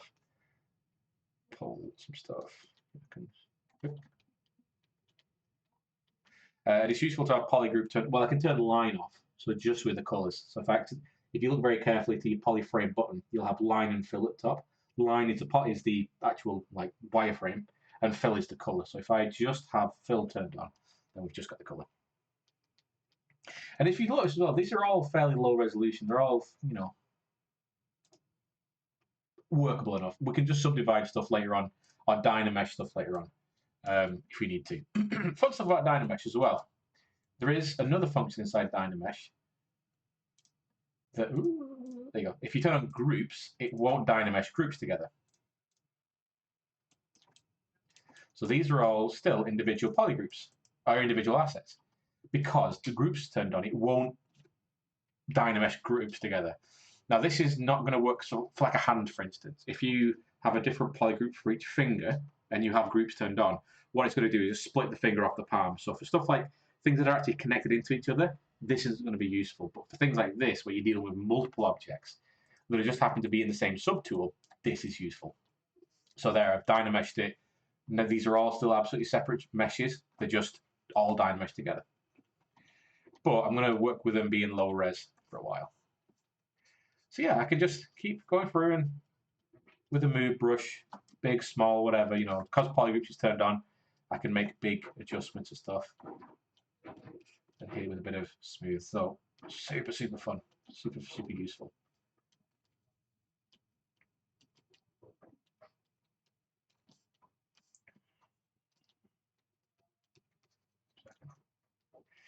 Now, what I want to do with this is areas where the curves might not necessarily be meeting in the right place. I can just drag these in to where I want them to go.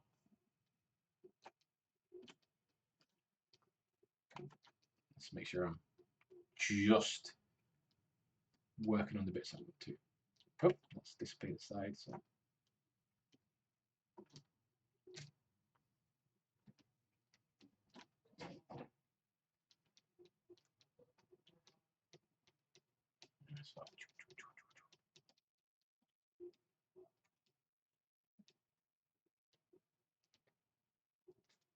There you go. So a little bit of pushing and pulling, making sure that things aren't weirdly overlapping. We can, help with the layering a little more. This is also really good at breaking up some of the more obvious kind of having these curves in. I mean, having these individuals can break up the obvious connection points. So I could go in there, and if I wanted to have a lot more kind of flyaway strands kind of falling off this surface and break up this very obvious. So slamming it in for some reason. I can have this very obvious seam hidden partially behind some of this stuff. I might also do Dynamesh all this stuff in. Thank you very much. Might Dynamesh all this stuff in together anyway, eventually. But as you can see, using this move brush, either move topological or set the mask by polygroups to 100, we can have some real fun. And I can even do a snake hook. So, snake hook, yeah. We can even turn this up to 100 and do the same thing. So if you really want to do some smearing, really push and pull some of this around, that's really cool. Now we should also, I'm going to try and do something, see how effective it is. So I'm just going to mask off the beginning point. Really sorry about the banging in the background. Because one thing about the snake hook is I want to use nice big broad strokes, but if this area here isn't maxed off, it's going to drag with it and basically separate off. Now I might just want to drag this a little bit and not have this end piece move away from where it is.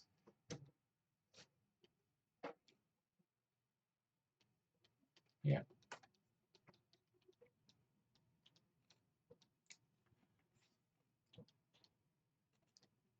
Yeah, it's all very, very easy to do. Someone's going to time on that. You might be able to hear that in the background, sorry. If you can't hear that in the background, someone's slamming on a bin. Cool, yeah. So this is how a lot of these hairstyles were done in here. So you can very, very clearly see how they could have possibly used, again, if this was just done in ZBrush, this might be done in Blender, we don't know. Or at least I don't know. You can clearly see how some of these could have been made with a curved strap, and then they've gone in and just smoothed it off. And like in this case, they've given like a little bit of a raise here. Again, this one to me looks like it was done in snake hook, possibly, just because it's all connected. But again, you could do this curve then Dynamesh it all together. So you can clearly see how this curve can produce these shapes very, very quickly. Again, it just takes time. Just takes time and patience.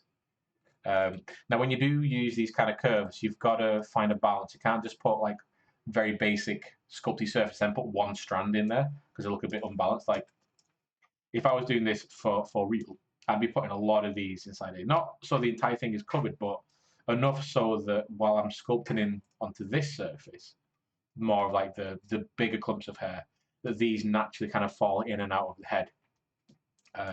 Something that's more akin to what I've got going on up here. And I do a lot more of these. Personally, I'd be doing a lot more of these, and I'd be taking my time to make sure they're nice and chaotic. And I'm changing shape as well, because these are all kind of round. So if I'm using the curved strap, I can work with that. There's tons of stuff I can do. There's also, if you go online, you can find people effectively making custom curves where they produce clumps of hair. You might have to split them out and stuff. I said in class that I'd find that. I will find that and post it up. There's also videos about how to set up your own curve profiles, essentially. So if you want to have something which, instead of just being a cylinder, you'll have something a little bit more shapely, you can set that up. That's the IMM I was talking about, where you'll have a beginner, middle, end of a curve. Again, something I've never really had used to do in my professional life with doing. So unfortunately, I've not looked into making it, but I am going to be doing it. I swear to God, I in the next couple of hours, in fact, I'm going to look into how to do it. But this is a really nice way of approaching sculpting hair. Now, one thing I wouldn't necessarily advise doing this for is if you're doing, if you're making a lot, like going super into detail, is if you're doing alpha cards. If I'm doing alpha cards, then I'd be approaching it something much more like this. You know, I know because I'm going to be getting rid of this anyway, but I would advise doing this kind of thing for a portfolio thing anyway. You know, one, it gets you used to doing hair sculpting, getting used to moving shapes, using curves, make sure that you can control in that thing, understanding how you can manipulate it to, you know, make the right shapes. But if I know I'm going to be making these out of alpha cards, I'll use this more of a guide that I'm then going to get rid of later on. Like these, for instance. These are basic hairs, so you can kind of see what's going on, but the main subject is obviously here, which is super cool. So yeah, it might feel, some people might be thinking, well, why are we doing this if we're going to turn it to alpha cards? It's understanding how hair moves as a sculpting mass, and then understanding how, you know, you can just turn that into a very basic hairstyle, or in this case, you know, like a very in-depth hairstyle, as a solid mesh. Very simple. So, last thing I'm going to show you is just how we can approach a beard. So I want to get a beard on this guy. I could go in there with a sphere and pull it out, which is absolutely, you know, you could get a sphere in about like the jaw areas and just pull it out so it's just underneath the surface. Then start sculpting it out, just like we did with the hair in class. You can absolutely do that. Totally doable. You could also it's a little bit hard to control, but you could do the masking and extraction, but turn the thickness into negatives. So instead of coming out, it goes in. So for instance, I could make sure I've got symmetry turned on. Nope. There you go. So I could sculpt in a bit if I'm doing a chin beard kind of thing. I want this area here to be the beard. I could go to subtool, extract, and I go to minus 0.04. There you go. There you go. So it's actually on the inside of the head. And that's what we want, but obviously it's a bit harder to see. So I'm going to click accept. Boom. And then I'm going to separate this out. I'm going to make sure that I've taken away the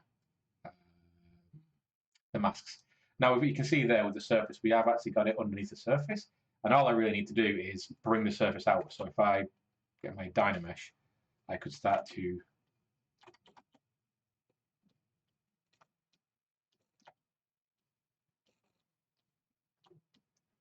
punching this out. There we go.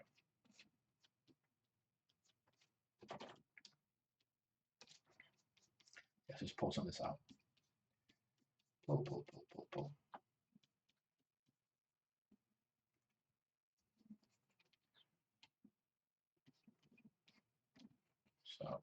So push back a little bit. Push back a little bit. So if I can get rid of that little soul patch section.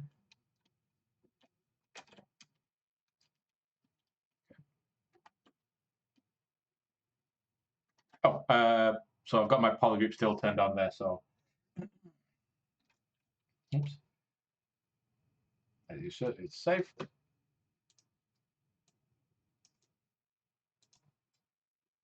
So you see I've got a polygroup on the inside there. I've got multiple polygroups on the inside. This is going to happen with extraction. You'll have a polygroup for the surface, a polygroup for the depth, and then a polygroup for the new interior or exterior surface. So with that mask by polygroup set to 100, that's going to give us some issues. As you can see, it's only going to move that bit, or it's only going to move that bit. So what I'm going to do is make sure that's set to 0. Because what I want to do is just pull that up like that.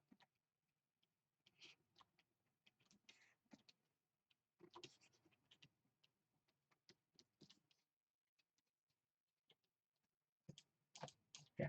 You can see that. Cool.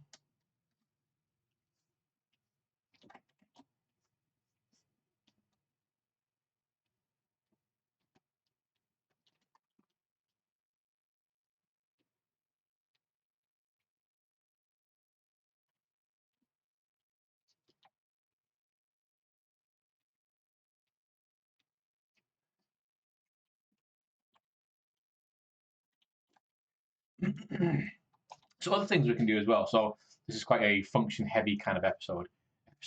I'm going to use a snake hook, and you can do this with the move brush. And in fact, you can do this with any brush. I'm going to turn on a function, which again, a lot of ZBrush's functions are hidden, unfortunately. I'm going to, in my brush, in my curve, I'm going to turn on AccuCurve. And the way to explain this is, if you imagine the standard move curve of this brush to be like this. So you've got, if I do it with a mask, it might be a bit more obvious, like this. So the curve is flat, and then it gradually gets more intense to the middle of the brush, and then falls off. So that's essentially what your focal length is. So the higher the focal length, so if I make my focal length really big, it's going to be something like that. If I make my focal length really small, it's going to be something like that. The AccuCurve, which sits inside brush and then curve, turns the brush into this instead. So instead of having like a bell curve, like this at the bottom, it turns the brush into a peak, like this. And it means that I can drag out spikes. Generally, it's not super useful when you're doing organic stuff, but it's very good for doing this kind of thing, because I'll be able to drag out much sharper. Don't put damn standard turns off, that's why. So I'll turn that off. Boom.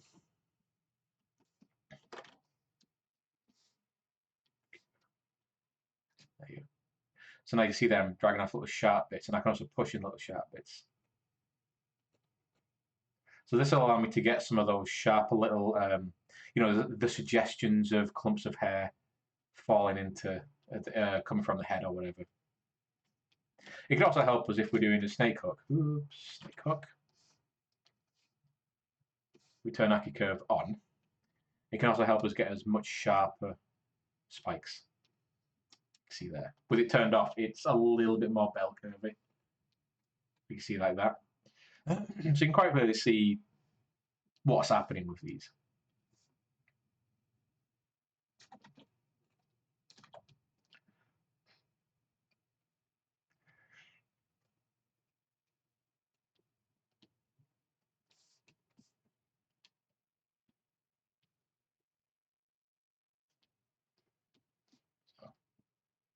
And again, you can use this to get the beginnings of some more spiky elements. Thinking a bit more stylistically. And what I'm doing here is I'm dragging off and then pushing back in a little bit.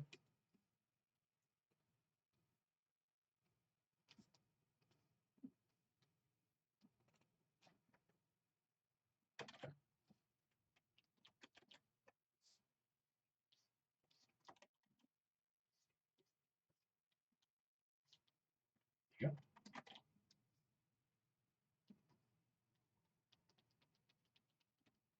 Oh, you can see there, now that I've got back face masking turned on, it's actually stopping Sculpting Pro from working. So, you know, there's a lot of stuff we can do with hair to get the, you know, the shapes in there to get it all looking nice. But none of it is a quick fix, and none of it's going to kind of solve the problem for you. A lot of it is just about getting the shapes working, thinking about how hair clumps up, thinking how hair flows around the surface. Like we're talking about in sorry, about fireworks as well in the background, talking about how hair falls in a direction of gravity. So the beard's really easy to do because there's nothing here to obstruct it. Basically, the beard will just fall in this direction. Oops. Okay, so we accidentally had ZBrush decided to have a crash on us. So we haven't lost anything too much, thanks to ZBrush's ever active auto saving. I was able to go to Lightbox, quick save, and just make sure that it's in here. In this case, it was a recovery tool. ZBrush does a great thing with, pardon me, got the burps. If it does crash, it will try and save a recovery tool, and most of the time it will do it. So actually, just an aside, let's do a little bit of, if you do get a recovery tool, yeah, if you just double click this, you're not going to get it opening up like this. So for instance, I've got my head here. So let's go to cylinder like that. So if I go to quick save, I'll find my recovery. I will, there you go. Oh, but I guess it's because I started working on it, so it's actually remembering it. If you do get a recovery tool, just make sure to go to document, new document, so you actually make the document full screen, because you're probably going to only have like a small workspace to work on, which means you're not going to get a full use of your space. So go to documents, new document, it'll fill the entire space. Then go to Lightbox and open your recovery. Nothing's going to happen. It's not going to appear like it's done here. What you're going to have to do is actually drag it out and then turn edit on. And then you're actively working on it. So then it turns into a proper material. And it should remember all the subdivision, all the subtools. Sometimes crashes happen for weird reasons. That happened when I switched from this polygroup to this subtool to this subtool. Not sure why. Okay. So yeah, what I was talking about then was just the beard stuff, and it just takes time to go through and to make everything formed correctly and look good and all this kind of jazz. It just takes time. There's no quick fixes for any of it. But what I can do is talk about actually creating a IMM brush, because I've actually, while it was crashing, I did actually have a look, and it is really, really simple. I've actually looked into this in the past and was able to make something. So what I'm going to do is I've already got this saved. I've already got this working as a workable file. So I'm gonna make it the old-fashioned way. So don't worry about the tools I'm actually using, because I'm just going to make it inside here, so I can make it inside here. You can also make it inside of Maya and bring it as an OBJ. So creating a custom insert brush, like I said, is super, super easy. I have looked at this in the past, but for some reason it's just completely escaped my mind. It's so easy. It's really easy if you just want to have the profile be the same throughout the curve. If you want to have like a beginner, middle, end, it's a little bit more kind of involved. I'm not going to bother doing that in this video. I might make an extra one for that, an extra like supplementary video. But okay, so I've made this, and I'm classing this as like a fragment of hair. So I've got like a little bit of a clump here, and then it goes down here. So I've made this in ZBrush using the Z modeler, but you can make this in Maya and import it as an OBJ. It doesn't really matter, as long as it's in ZBrush. What you might notice as well is I've got across the corners here, I've got little edges clumped up together. That's because when this subdivides, these extra edges will give it a little bit more strength around those edges. If I didn't have those, this will be over smooth. And if I subdivide this, I want to maintain some of these sharper edges. Okay, so I've got this. Super, super easy. What I want to do is go to brushes and then down to create insert mesh. And it's going to say, yes, I want to make a new one. So then this will then turn into a brush, essentially. Now, this is where I can set up some parameters ahead of time and then create a brush that I can kind of load in later on. Okay, so I want this to be a curve. So I want to make sure that curve mode is turned on. I want to make sure that I'm able to lock the start, because I like having the start locked so I can kind of bend it around as I want. I can turn bend end on as well. In modifiers, I want to make sure that size and I guess intensity is turned on, and I can get the profile that I want inside here. So I'm going to have something along the lines of this. So it starts off a little bit thinner, or it starts off and it gets a bit thicker, then it goes thinner. Okay. And then, so that's my stroke stuff sorted.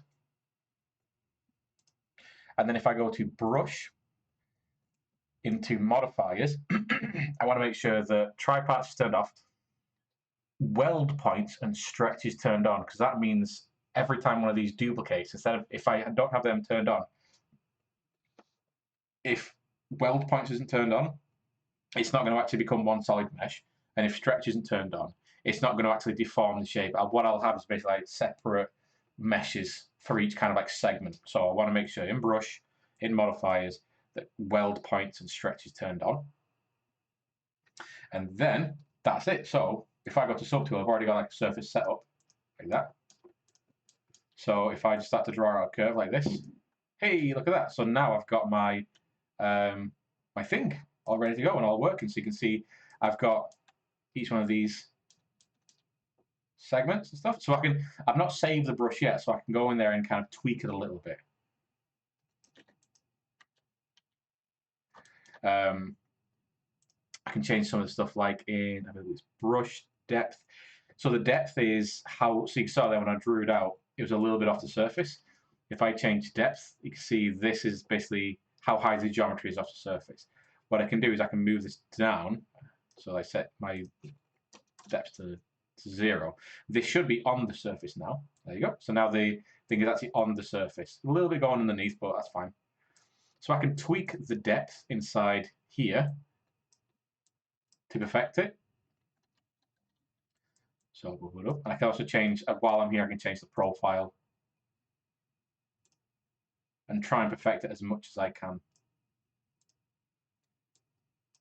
Cool. So if I'm happy with that, to actually save the brush as a thing, what I can do is come into, click on my brush, and then save as.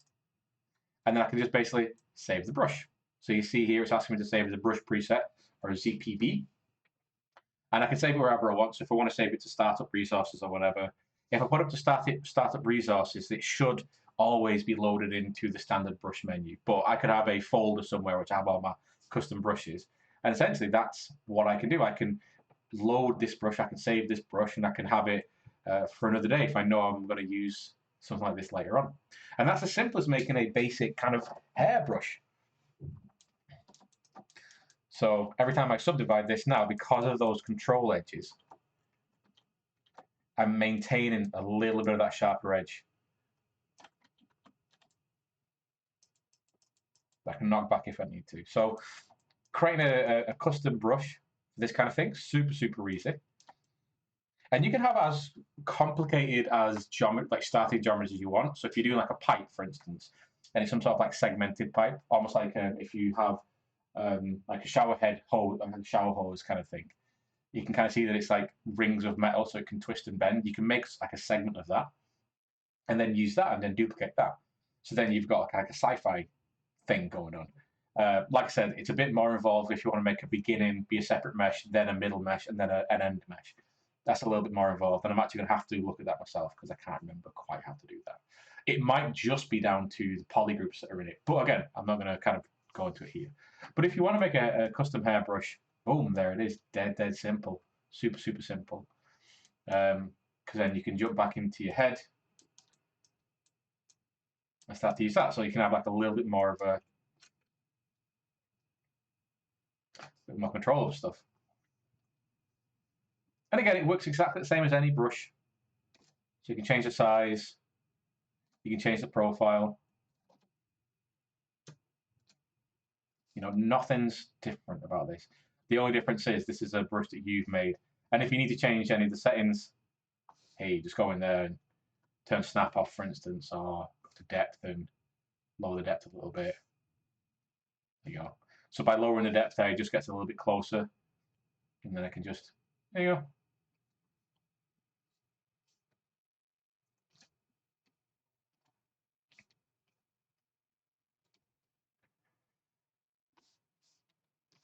Yeah, so you can see there, it's actually really easy to create this stuff. ZBrush can be quite intimidating with creating brushes and creating more of the more unique bits about ZBrush, but generally it's really, really easy. So if you want to make a plait, all you've really got to do is make sure that you're able to make a bit of low poly geometry that you can have like a tileable plait texture, essentially, or a tileable plait geometry. And then you've got a plait texture. Same with like a twisted rope. All you got to do is make a twisted rope section, make sure that it's tileable, that the two ends meet up perfectly, and boom, you know, that's what these people do. And if you make something that's really cool and something that you don't see on a marketplace, you could put it on Gumroad and, you know, make a bit of cash on the side. If you make an insert mesh brush, which is something that you see that is missing, kind of thing. So super, super cool. And like I said, very easy to do. So this is where I'm going to end the video.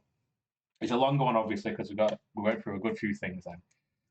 Just to wrap up, obviously, I'm not going through the whole process of finishing off the head because it will just take time. This is like a day's work to get this head looking absolutely perfect. The big things to think about is just making sure that things make sense. So obviously, this gap here, I'd have to close it off, bring this geometry in like that. Oops, daisy. There you go. Bring it in and make sure it makes sense with the geometry around it. Oh, I think I've still got Aki curves. Oh, this turned on. Definitely. Yes. So just making sure that things make sense, that it looks like hair is going into a surface. If you're doing anything with a ponytail, make the ponytail thing at the back as a separate kind of group. If you have got a bunch of stuff, so for instance, on the head, I've got all this. What you could do is separate things off and re-merge them into other polygroups. So for instance, obviously, I don't want to have all these strands of hair with my head, so I could split all these off into parts and then basically go through and say, okay, I want to basically like bring certain, like maybe these two together, these two, so I can merge these together. Down, much down, so I can merge all these together. And then not merge other things in. So for instance, these are all my small flyaway strands. And then my big ponytail is separate. So that I could go in there and work on these sections. And I could do the same things like all these here. I could go in there and split these off. So these two smaller strands, again, are their own subtools, and then merge them back into this subtool so that I can have like a nice controllable surface. I've got a subtool full of flyaways, or I can have multiple flyaway subtools. So I can have like a subtool flyaway for the top of the head, a subtool flyaway for the side of the head, a subtool flyaway for the back of the head, and for the ponytail. It all depends on how granular you want to be. I would not recommend trying to do everything in one subtool. It's going to be a headache. It's always good to split stuff up into manageable surfaces. So like as I've done here, just so it's easy to work with. And then when we come to do actual alpha cards, we're going to be using a similar kind of thinking. We're not going to be using ZBrush to lay in the alpha cards. We're going to be using Maya to lay in the alpha cards. But we're going to be doing a similar kind of thinking. But it's also going to take a while to put in the alpha cards because it's all like hair is a process which just takes a while. Okay, yeah, so 2 hours, that's a long video. There's a lot of stuff to go over. There's a lot of information in there. I would recommend watching this if you, at this point, you think, holy crap, that's a long video. Go back and watch this in chunks. And I'll put this in the chat when I put it in. Watch it in chunks. I'm not going to time code anything because I can't be bothered, to be honest. But watch this in chunks and kind of absorb what you can and then take a break and then absorb what you can. Cool, right then. See you later.